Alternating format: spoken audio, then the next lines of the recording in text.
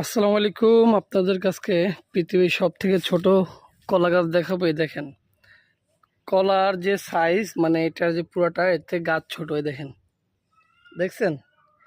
যতটুকু কলাটি বড় তার থেকে বেশি বড় কলার ছড়া।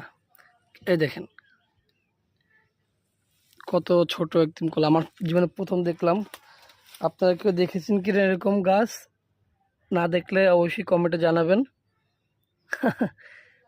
এসেছিলাম কলা বাগানে, দেখতে পেলাম এরকম একটা কলা।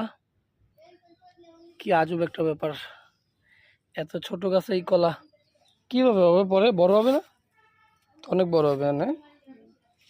চলো পুরো কলা বাগানে, ওই যে আজকে আপনার কলা গাছ থেকে যে মুসরা কাটবো, মুসরা ভাজি খাবো। এটা কিন্তু অনেক ক্যালোরি।